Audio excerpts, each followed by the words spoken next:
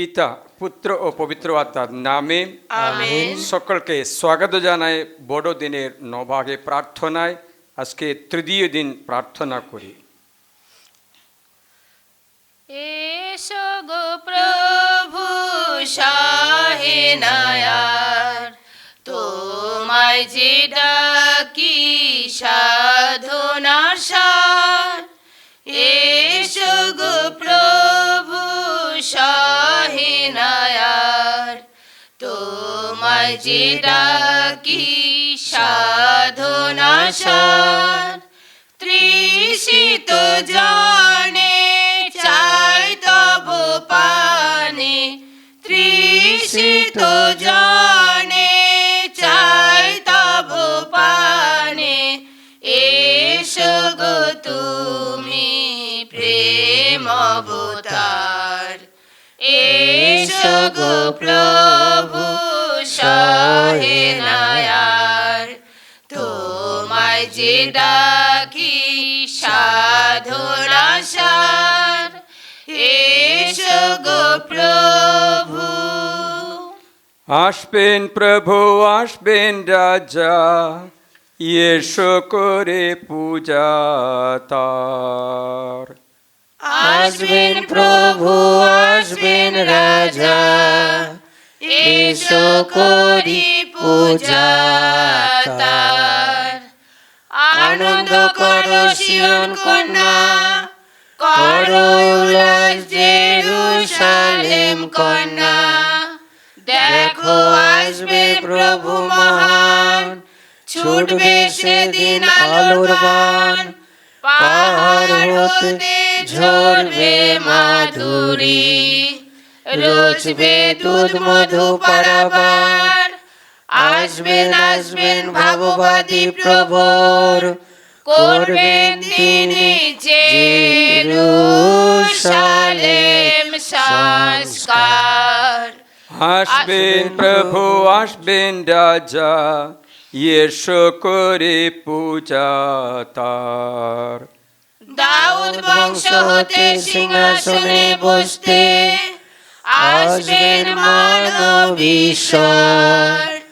দেখবে সবাই দেখবে, হবে সবার হৃদয়ে আনন্দ পারাবার। আসবেন প্রভু, আসবেন রাজা, এসো করে পূজা তার। আসবেন আসবেন ইসরায়েল সাধু, তিনি মোদের রক্ষী প্রভু। শোভে শিরে রাজার মুকুট, সাগর হতে সাগর পার, নদী হতে ধরার সীমানায় রাজে রাজ তার। আসবেন প্রভু, আসবেন রাজা, এসো করে পূজা তার। দেবেন দেখা প্রভু মোদের, নহে কথা মিথ্যা তার। হলে বিলম্ব তার যাবকাল প্রতীক্ষায়, তিনি আসবেন আসবেন হয় না কভু দেরি তার। আসবেন প্রভু, আসবেন রাজা, এসো করে পূজা তার। হবে প্রভুর অবতরণ, হয় যথা কোমল তৃণ পরে বাড়ি বরিশন। প্রভুর দিনে আসবে ধরায় ন্যায়ের প্লাবন, হবে শান্তি শ্রাবণ। পুজিবে তারে বিশ্বের রাজগণ, সেবিবে তারে ধরায় সর্বজন। আসবেন প্রভু, আসবেন রাজা, এসো করে পূজা তার। মানবের তরে জন্মিবেন শিশু, শক্তিধর পরমেশ্বর। দাউদের পিতৃ সিংহাসনে বসি, রাজ্য পালনে হবেন শক্তির অধীশ্বর। আসবেন প্রভু আসবেন রাজা, এসো করে পূজা তার। হে পরমেশ্বরের বেথলেহেম নগর, তোমা হতে হবে উদয় ইস্রায়েল রাজের। অনাদিকালের প্রভাতে হয় তার আগমন, ধরণীর কেন্দ্রে হবে তার জয়গান। হবে হবে তার আগমনে মোদের ধারায় শান্তি অপার। আসবেন প্রভু আসবেন রাজা, এসো করে পূজা তার। সামসঙ্গীত গান একসাথে গাই। স্বর্গ আনন্দ করো, মর্ত করো জয় উল্লাস, পর্বতমালা করো আনন্দ প্রকাশ। পর্বতমালা হতে ওঠে আনন্দ ফুটে, ভূধরমালা হতে শোনায় বন্যা ছুটে। জানি জানি মোদের প্রভু আসবেন, নিজ দিনহীন জনে দয়া করবেন। হে ঊর্ধ্ব গগন হে মেঘলোক করো ন্যায় দাতার বর্ষণ। হে ভূতল খুলি মুক্তিদাতা করো উদ্ঘাটন। হে প্রভু আমাদের করো স্মরণ, মোদের দাও তব মঙ্গলময় দর্শন। প্রভু তোমার দয়ায় করো দর্শন দান, করো মোদের আত্মার পরিত্রাণ। প্রভু পাঠামে শাবককে পৃথিবীতে, মরুবুকের শিলা হতে কন্যা সিয়ন পর্বতে। এসো প্রভু গুণময় ঈশ্বর করতে আমাদের উদ্ধার। দেখলে বদন তোমার হবে মুক্তি সবার। এসো প্রভু দাও তব দর্শন শান্তির মাঝে, তোমার সমীপে বিশুদ্ধ মন আনন্দে নাচে। প্রভু জানিতে দাও তব পথ ধরাতলে, জানাও মুক্তির বাণী সর্বজনে। এসো প্রভু জাগ্রত প্রতাপে তোমার, করো আমাদের করো হে উদ্ধার। এসো প্রভু মোদের মাঝে বিলম্ব করো না, করো তব জাতির পাপের মার্জনা। আকাশ ভেদি করো অবতরণ, তোমার সম্মুখে পর্বতমালার হবে অপসরণ। কেরুবিম দূতগণের ঊর্ধ্বে তব অবস্থান। এসো প্রভু করো শ্রীবদনের দর্শন দান। পিতা পুত্র পবিত্রাত্মন, করি মোরা গৌরব কীর্তন। আদিতে তারা যে রূপ গৌরবান, এবে ও সদা হোক তাদের গুণগান। আমাদের অগ্রগামী হয়ে নিষ্কলঙ্ক মেষশাবক আগমন করেন। মেলকিসেদেক প্রথায় তিনি অনাদি অনন্ত অভিষিক্ত যাজক, তিনি ন্যায়রাজ, চিরস্থায় তার রাজ্যাধিকার। ধন্য পরমেশ্বর, প্রভু তোমাদের সহায়। তিনি আপনারও সহায়। ঈশায়া গ্রন্থ থেকে অধ্যায় 9:1 থেকে ঈশ্বরের বাণী শুনি।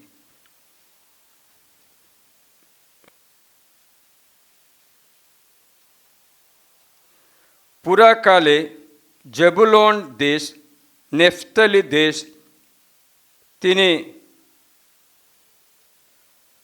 দুর্নামে আচ্ছন্ন করেছিলেন, কিন্তু ফাপিকালে সমুদ্রপথ জর্দানের ওপারের বিজাতিদের সেই প্রদেশ তিনি গৌরবান্বিত করবেন। যে জাতি অন্ধকারে পথ চলত তারা মহান এক আলো দেখতে পেল, যারা মৃত্যু ছায়ার দেশে বসেছিল তাদের উপর আলো জ্বলে উঠল। তুমি বাড়িয়েছ পুলক, আনন্দ করেছ মহান, তোমার সম্মুখে তারা আনন্দ করে। যেইভাবে শস্য কেটে লোকে আনন্দ করে, যেইভাবে লুটের মাল ভাগ করে লোকে পুলকিত হয়, কারণ সেই যে জোয়াল তাদের উপরে চেপেছিল, তাদের কান্তে সে বাঘ, তাদের অত্যাচারী সে দণ্ড। তুমি ভেঙে ফেলেছ মিদিয়ানের দিনের মতো। তুমুল যুদ্ধে পরা যত সৈন্যের পাতুকা, রক্তমাখা যত পোশাক পুড়িয়ে দেওয়া হবে আগুনের ইন্ধন। কারণ এক শিশু জন্ম নিয়েছেন আমাদের জন্য, এক পুত্র সন্তানকে দেওয়া হয়েছে আমাদের। তার কাঁধে রয়েছে আধিপত্য ভার। তার নাম রাখা হলো আশ্চর্য মন্ত্রণাদাতা, শক্তিশালী ঈশ্বর, সনাতন পিতা, শান্তিরাজ। সীমাহীন শান্তিতে তিনি আধিপত্য প্রসারিত করবেন। দাউদের সিংহাসন ও রাজ্যের উপর ন্যায় ও ধর্মময়তায় তা দৃঢ় প্রতিষ্ঠিত ও সুদৃঢ় করার জন্য এখন থেকে চিরকাল ধরে। এ হলো প্রভুর বাণী। ধন্য পরমেশ্বর। প্রিয়জনেরা, বাইবেলে দুটো দেশের কথা বলে, সেবুলন, নেফতালি। আমি তাদের বিষয়ে চিন্তা করলাম। সেবুলন নেফতালি দেশে অবনমিত হওয়া বিজাতি রাজা তাদের তুলে নিয়ে নেওয়া হলো। প্রথমে আসিরিয়া রাজা, দ্বিতীয় রাজা বলে অধ্যায় 15:29 লেখা আছে। এদের আসিরিয়া রাজা যুদ্ধ করে সেবুলন নেফতালি দেশের সকল জনগণকে নিয়ে যাওয়া হলো। আবার তাদের পতনের দ্বিতীয় কারণ লেখা আছে, তারা মূর্তি পূজা করে ঈশ্বর নিন্দা করেছিল। দ্বিতীয় রাজা বলে অধ্যায় 17 7-23 পর্যন্ত লেখা আছে। তারা অন্ধকারময় জীবনযাপন করে মূর্তি পূজা করে অপমানিত হলো। তৃতীয় কারণ লেখা আছে, তারা অবাধ্য হলো। ইসাইয়া গ্রন্থ 1:2-4 পর্যন্ত লেখা আছে, অবাধ্য হওয়ার কারণে তারা অবনমিত হলো। বিভিন্ন কারণে জেবুলন নেফতালি দেশের পতন, দুঃখ, অপমান, লাঞ্ছনা সহ্য করতে হলো। এই অবস্থায় ছিল, কিন্তু সময় যখন এসেছে, খ্রিস্ট যিশু জেবুলন নেফতালি দেশে প্রবেশ করে দেশের উদ্ধার করে, মহান করে। মতিহৃদয় মঙ্গল সমাজের অধ্যায় 4-13 থেকে আমরা শুনি, সেখানে লেখা আছে, এই জেবুলন নেফতালি দেশে যীশু খ্রিস্ট গিয়েছেন, দেশের উদ্ধার করেছেন। প্রিয়জন, 13 বছর আমরা শুনি অধ্যায় 4,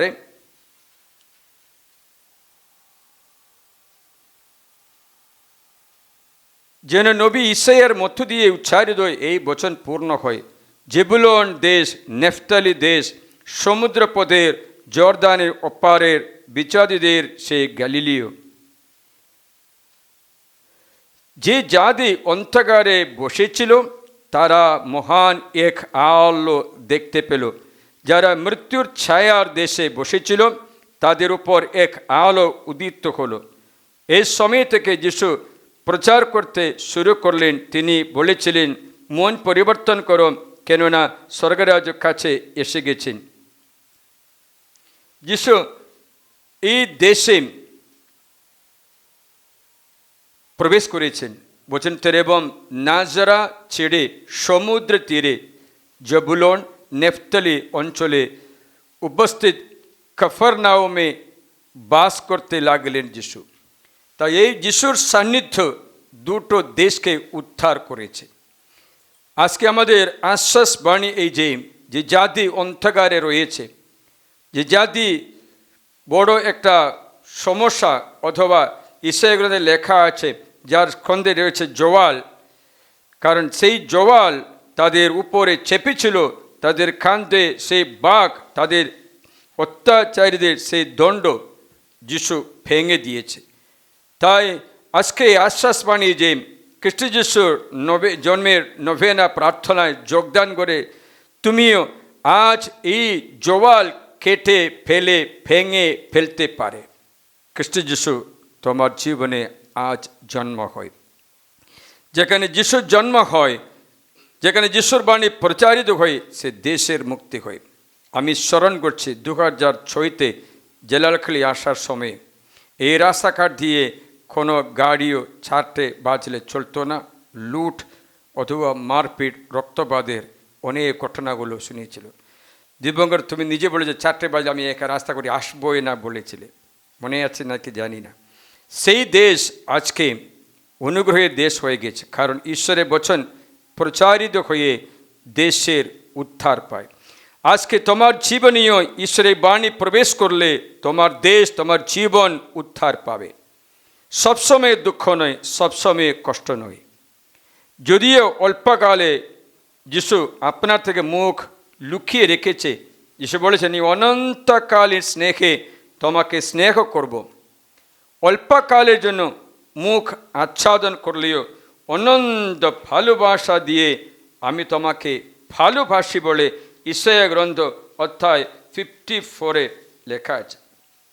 বচন 7 অল্প সময়ে জীবনে কষ্ট সহ্য করলেও প্রভুর সান্নিধ্য সুখ, প্রভুর সান্নিধ্য, প্রভুকে স্বাগত জানায়, প্রভুকে আসতে দেওয়া দেশে ব্যক্তিদের তোমাদের জীবনে আজকে আনন্দের খবর শোনা যাবে। বচন এইরকমই পড়ে শোনায়, আমি ক্ষুদ্রই এক মুহূর্তের জন্য তোমাকে ত্যাগ করেছি, কিন্তু মহাস্নেহে তোমাকে ফিরিয়ে নেব। আমি ক্রোধে আবেশে এক মুহূর্তের জন্য তোমার থেকে শ্রীমুখ লুকিয়েছিলাম, কিন্তু চিরকালীন কৃপায় তোমাকে স্নেহ করেছি। একথা বলছেন প্রভু তোমাদের মুক্তি সাধক। হে দুঃখিনী, হে জঙ্কা আলুটিতা, হে সান্ত্বনা বঞ্চিতা, দেখো আমি রসাঞ্চনের উপরে তোমার পাথর বসাবো, নীলমণির উপরে তোমার ভিত স্থাপন করব। পদরাগমণি দিয়ে তোমার আলিশা, সূর্যকান্ত মণি দিয়ে তোমার সমস্ত তরুণদ্বার, বহুমূল্য মণিমুক্তা দিয়ে তোমার সমস্ত প্রাচীর বেষ্টনী নির্মাণ করব। তোমার সকল সন্তান প্রভুর কাছে শিক্ষা পাবে। প্রিয়জনেরা, আজকে যদিও জীবনে কষ্ট আসছে, যদিও নেফতালি এবং জেবুলন অবাখিলের জমি ছিল, অপমানিত হলো, দাসত্বে ছিল, সেখানে প্রভু আসছে, এসে সে দেশ মহান করে। বিজাতি দেশে আলো আসছে, অন্ধকারে চলা ব্যক্তি সূর্যোদয়ের মতো আলো দেখতে পায়। প্রিয়জন, আজকে এই অন্ধকারের পথ চলত যারা মহান এক আলো দেখতে পাবে। সেই আলো খ্রিস্ট যিশু আমাদের জীবনে প্রবেশ করতে দেয়। আমরাও এই নবেনা প্রার্থনা করে প্রভুকে স্বাগত জানাই, প্রবেশ অধিকার দিয়ে যেন প্রভু আমাদের জীবনে প্রবেশ করতে পারে। এই বড়দিনের উপলক্ষে এই নবেনাতে প্রভু আপনাদের আশীর্বাদ করুন।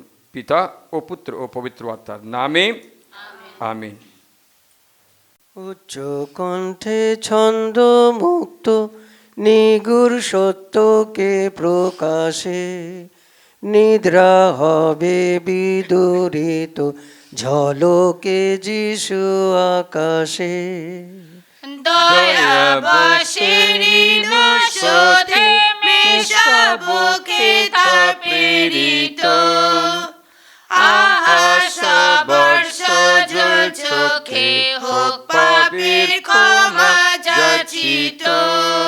বিশ্বের বরেণ্য প্রণেতা ধরি নর দেহ মাংস, হবেন দেহের দেহি ত্রাতা রোধিতে সপ্রাণীর ধ্বংস। নির্মল তরুণীর দেহে প্রবেশে দিব করুণা, প্রকাশে মাতৃ শরীরে নব রহস্য মারিয়া লোভী দিব্যবর ধরিলেন ঈশ্বরের তনয়, তাহার বিশুদ্ধ কলেবর হলো পরমেশ্বরের আলয়। স্বর্গীয় তৃতীয়মহিয়ান পিতা পুত্র পবিত্রাত্মা, করিব চির গৌরব গান, গাহিব তাদের মহিমা। আমেন। হে অনাদিনাথ, ইসরায়েল বংশের চালক, তুমি জ্বলন্ত গুল্মের অগ্নিশিখায় মোশিকে দেখা দিয়েছিলে। তুমি সিনাই পর্বতে তাকে আইন বিধি প্রদান করেছিলে। তোমার সাহায্যকারী হস্ত প্রসারিত করে তুমি আমাদের উদ্ধার করতে এসো প্রভু। প্রাণ আমার পরমেশ্বরের মহিমা গায়, নাচে হৃদয় ত্রাতা প্রভুর প্রেমের প্রেরণায়।